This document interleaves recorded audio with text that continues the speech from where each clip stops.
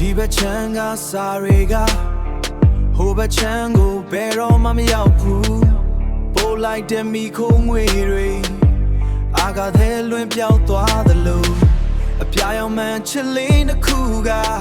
အသက်မပါတဲ့ရုပ်တွေနှစ်ခုက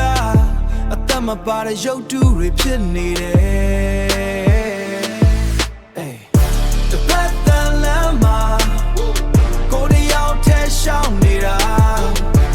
ပြန်စားမလာတဲ့ညတွေမျက်လုံးထဲမှာအရိပ်တွေပဲရှိတယ်တိတ်ဆိတ်ခြင်းကပိုပြီးကျင်လာတယ်ကိုယ်နှလုံးသားကပိုပြီးကျင်လာတယ်ဖန်သားပြင်ပေါ်ကလင်းရောင်ကကိုမျက်နှာကိုမထွန်းလင်းပေးနိုင်ဘူးစာလုံးပေါင်းစုံရေးပြီးမှ